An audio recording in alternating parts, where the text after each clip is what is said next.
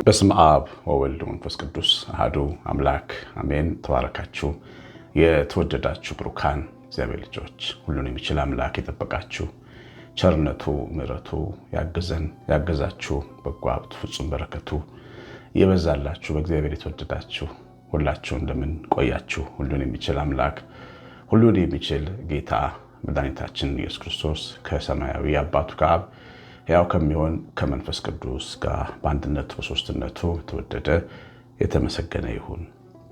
ብሩካን እግዚአብሔር ልጆች፣ እግዚአብሔር እንዲጎበኘን እንደ ኤልሳቤጥ ነቀፌታችንን አስወግዶ በጎ እንዲጎበኘን ሁላችንም በእግዚአብሔር ፊት እንኖራለን። ያው እኛ የኔ ቤጤዎች ነን፣ በፊቱ የምንለምነን ለምኑ አዳሪ ነን።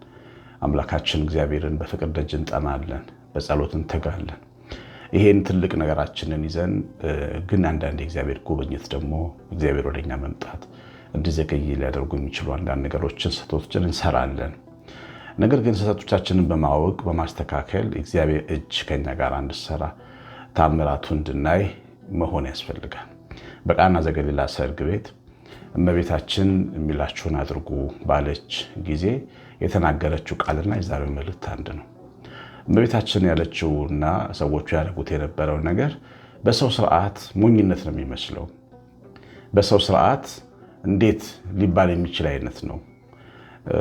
ያለቀው ወይን ጠጅ ነው፣ ግን ጌታ ጠቡ ያላቸው ደግሞ የሚናጹበት ወይም የሚታጠቡበትን ውሃ አይቀዱበት ለመታጠቢያ ውጭ ያስቀመጧቸውን ጋኖች ነው። ወይን ጠጅ አልቆ የውጭ ጋኖችን ጥቡ ሲል መታዘዝ ነበረባቸው። ጋኖቹን አጥበዋል፣ 6 ጋኖች። ከዛ ውሃ ሙሏቸው ሲል ውሃ ሞልተዋል። ሰርግ ነው፣ ግን ሰርግ ላይ እነዚህ ሰዎች ስራ እያሰራቸው ነው ጌታ። እምነቱን ላይ ስራ ይፈልጋል። እምነትና ስራ የተጋቡ ናቸውና በመታዘዝ የተሞላ እምነቱን ላይ ፍሬና ውጤት ያለው ነው። እግዚአብሔር ጉብኝት በጣም የሚያቀርብ ነው። ይህንን እነዚህን ጋኖች ውሃ ከሞሉ በኋላ ቅዱና ስጧቸው የሚለው የመጨረሻው ትእዛዝ ነው። በጣም ደግሞ ከባድ ትእዛዝ። እነሱ ያለቀባቸው ወይን ግን የሚቀዳና የሚሰጠው ውሃ እንዴት ይሆናል አላሉ። ፈቃደኞች ሆነው ይሁን ውሃውን ሲቀዱት ወይን መሆኑን አወቁ። እና የእግዚአብሔር ጉብኝት በሰዎች መታዘዝ በጣም የሚፈጥነው የእግዚአብሔር ቸርነቱን እጁን ለማየት ታምራቱን ለማየት። ግን ሰው በራሴ መንገድ ሊሄድ በራሴ ማስተዋል በራሴ ጉዳይ በራሴ አመክንዮ ልቀጥል እግዚአብሔርም አንተ ምራይ እያለ ሁለት እንደ ገመድ ጉተታ ሁለት ኃይላት ሲጓተቱ መንገድ ላይ መቆም ይጀምራል ማለት ነው። ጉዳያችን የህይወታችን ነገር እግዚአብሔር እንዲጎበኛችሁ ትፈልጋላችኋል? እግዚአብሔር ልጆች መቼም የማይፈልግ ሰው እዚህ ውስጥ ያለ አይመስለኝም። የእግዚአብሔርን መጎብኘት ወይም እግዚአብሔርን ረድኤት የሚፈልግ ሰው ከነዚህ ስህተቶች ራሱ መጠበቅ አለበት። የመጀመሪያው ነገር ከእግዚአብሔር ቤት መጥፋት የለበትም። እግዚአብሔር ጉብኝት፣ እግዚአብሔር ረድኤት ብዙ ጊዜ በቤቱ ለቆሙ ሰዎች ሲሆን አይተናል። ዘካርያስ በመቅደሱ እያለ ነው ታላቁ መልአክ ቅዱስ ገብርኤል መጥቶ ያበሰረው። ስምዖን አረጋዊው መቅደሱ ቆሞ እያለ ነው የሚጠብቀው የነበረውን ሕፃን ጌታ ኢየሱስ ክርስቶስን አቅፎ የሳመው። አይኖቹ በሰው ሁሉ ፊት ያዘጋጀውን ማዳኑን ያዩት። ሐና በመቅደሱ ቆማ ስለጸለየች ነው እግዚአብሔር ስለቷን ሰምቶ እንደ ልጅ ሰጣት።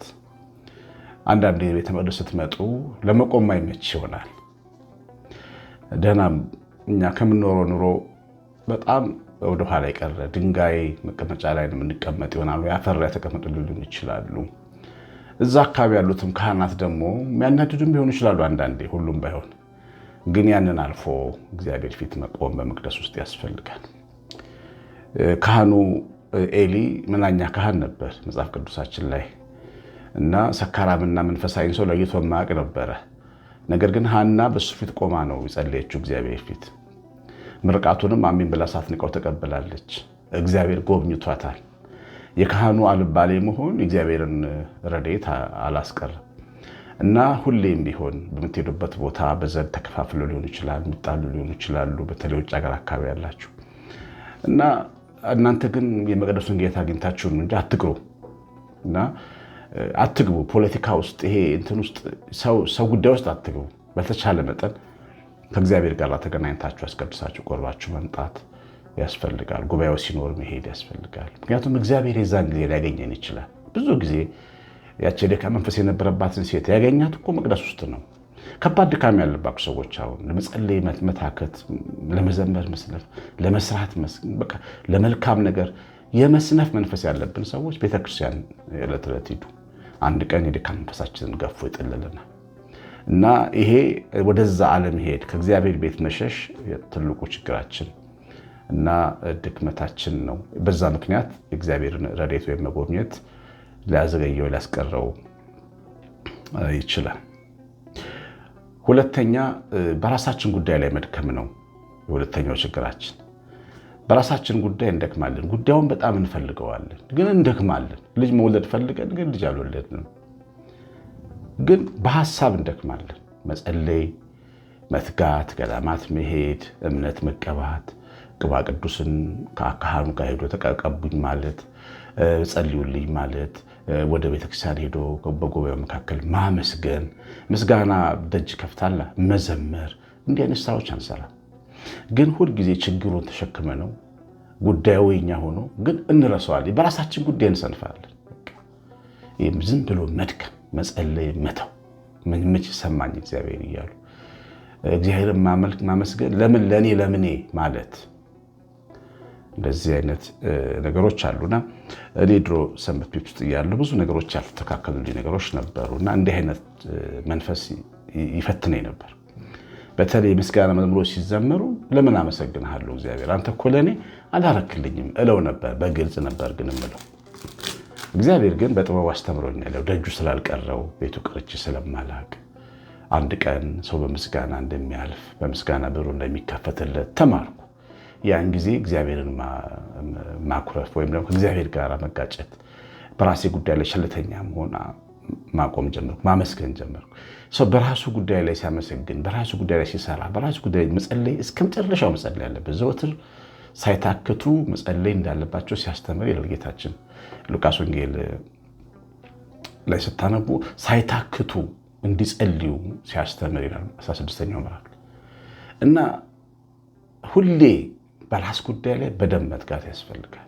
እግዚአብሔር ጉብኝት ይመጣል። ያቺ ሴት 12 ዓመት ይፈሳት የነበረችውን ሴት ተመልከቱ። ብዙ ቦታ ነው ሄድኩት ነው ያለችው። ብዙ ባለመድኃኒቶቹ ጋር ሄደች፣ ከሰረች ይላል። በደሟ ቀጥ እንዴ ብዙ ቦታ ሄዳለች ማለት ነው።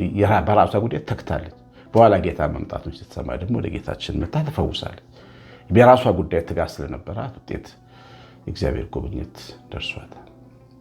ይሄ ሁለተኛው ነገር ነው። ሶስተኛው እግዚአብሔር እንዳይጎበኘን የሚያደርገን መናቅ። አንዳንዴ ቄሱን ንቆ ማዳመጥ፣ ሰባኪውን ንቆ ማዳመጥ፣ መንፈሳዊ የምትሉትን ሰው ምን ያውቃል ብሎ መናቅ፣ መጽሐፍቶችን መናቅ። ምን ቤት ዘመን ደህና ነገር ይጽፋሉ እንዴ? መዝሙሮችን መናቅ። ይሄ ዜማው እንደዚህ ነው መናቅ። እግዚአብሔር የሚናገርባቸውን ቻናሎች ወይም በሮች መዝጋት በንቀት እና መንገድ የሚያበጅልን ጌታ እግዚአብሔር በተናጋሪዎች ነው፣ በሰባኪዎች ነው፣ በመጽሐፍት ነው፣ በመዝሙራት ነው። እሱን ንቀን እግዚአብሔር እንዲናገረን ሲፈልግ ደጁን ዘግተናል ማለት ነው። ግን ችግር ተሸክመን ደግሞ እንኖራለን። የመንፈሳዊ ሰዎች ትልቁ ጥበብ ልንገራችሁ። የመንፈሳዊ ሰዎች እግዚአብሔር የባረካቸው ሰዎች በእግዚአብሔር ጉብኝት የተባረኩ ሰዎችን ብታዩ አዳማጮች ናቸው። ምን ይለኝ ይሆን ብለው የሚሰሙ ናቸው። ጸራ ልጆቻቸውን ያዳምጣሉ፣ ሰባኪዎቻቸውን ያዳምጣሉ፣ ዘማሪዎቻቸውን ያዳምጣሉ፣ መጽሐፍቶቻቸውን ያዳምጣሉ፣ ጸሎቱ ቅዳሴውን ያዳምጣሉ። አዳማጮች ናቸው። በር አይዘጉም። እና እንደዚህ በቃ ንቀውት አንዳንዴ የኛ የሆነን ሰው ድቀን ልናጣው እንችላለን። ለምሳሌ ሙሴ እስራኤላውያን በጣም ትልቅ መጠጊያ ነበር፣ መድኃኒታቸውም ነበረ። ከባርነት የሚያወጣቸው ታዳጊያቸው ሆኖ የመጣ ነበረ። ነገር ግን አልተቀበሉትም፣ ንቀውታል። ግብፅ ሀገር ያደገ ሙሴ ለኛ ምናችን ነው ብለውታል። ግን ሙሴ ለእስራኤል ታዳጊ ነበር። 40 ዓመት ነው ያዘገየው። ያ እነሱ ሙሴ መናቃቸው 40 ዓመት አዘገየው እግዚአብሔርን ጉብኝት ከባርነት እንዲወጡ። እነሱ ራሳቸው እንከስሃለን ብለውት ለፈርዖን ሊከሱት ሲሉ ተሰደደና 40 ዓመት ሚዲያን በረሃ ሄደ። አዳኛቸው 40 ዓመት ተሰዶ ሄደ። እግዚአብሔር በሱ በኩል ይታደጋቸው የነበረው ምንንቀው፣ ምንዘጋው፣ ቸል ምንለው፣ ምናጣጥለው ግን የህይወታችን በረከት የሆነ ነገር ሊሆን ይችላል እና እግዚአብሔር በዛ በኩል ሊናገረን የሚችለውን ነገር ዝግትግት አድርገን እንቀራለን። የመጨረሻው ማጉረምረም ነው። እግዚአብሔርን መውቀስ፣ እግዚአብሔርን ጉብኝት የሚያስቀርበንም ሊሆን ይችላል። ይኸውላችሁ በጣም የሚያናድድ ነገር ቢኖር ወቀሳ ነው። ሚስቶች ባሎቻችሁን በመውቀስ የምታስተካከሉ መስሏችሁ ከታያችሁ ተሳስታችኋል። ገደል ነው የምትገቡት። ወቀሳ የበለጠ ሰውን ክፉ ነው የሚያደርገው። እናንተ ተወቅሳችሁ፣ አለቆቻችሁ ተወቅሰው አትስተካከሉ ወይም አታስተካክሉ። ወላጆቻችን ወቅሰው በጣም ምርጥ ሰው አላረጉንም። እግዚአብሔርን ያሳደገን ያስተማረን። እግዚአብሔርንም ወቅሳችሁ ጥሩ ነገር ማምጣት አይቻልም። እግዚአብሔርን መውቀስ የሚወድ ሰው አለ። በቃ እግዚአብሔር እንዲያርጎ የማይመለከተው ከእግዚአብሔር ትጋትን፣ እምነትን፣ ደግ ጥናትን መጠበቅ ሲገባ እንደ ጓደኛችን እግዚአብሔርን እንንቃለን፣ እንገዳደራለን፣ እንወቅሳለን። እኛን ጻድቅ እሱን ኃጢአተኛ ለማስመሰል እንሞክራለን፣ እናጉረመርማለን። ውጤታችን ግን ባዶአችንን የምንቀር። ማጉረምረም የረድኤት ነቀዝ ነው። ኑኃሚን ያላትን ያጣችው ስታጉረመርም ነው። ያላትን አጣች። ምርጥ እግዚአብሔር የሚሰጣትን ስጦታ ባሏና ልጆቿን በምን ይተካሉ? ገንዘብ ይተካቸዋል። እና ከእግዚአብሔር ጋር እየተጋጩ እግዚአብሔርን ማሸነፍ የሚቻል ይመስላቸው ሞኝ ሰዎች አሉ፣ በማጉረምረም ትጋት ውስጥ ያሉና እነዚህ ብቻ አይደሉም። ሰውንም እንደዚሁ እሷን አግብቼ ነው ቀን ያልወጣልኝ፣ እሱን አግብቼ ነው ህይወቴ የተበላሸው፣ አጠገቤ ስላለች ነው አማቼ አምንትኔ እንዲህ ስላደረገኝ ነው፣ ፈላስተርቶብኝ ነው ህይወቴ ያልተለወጠው። ሰው ላይ ጉዳዮቻችንን ምንሰቅል ሰዎች አለን። ችግሮቹ ከየትም ይምጡ፣ ግን ችግር ፈች እግዚአብሔር ነው።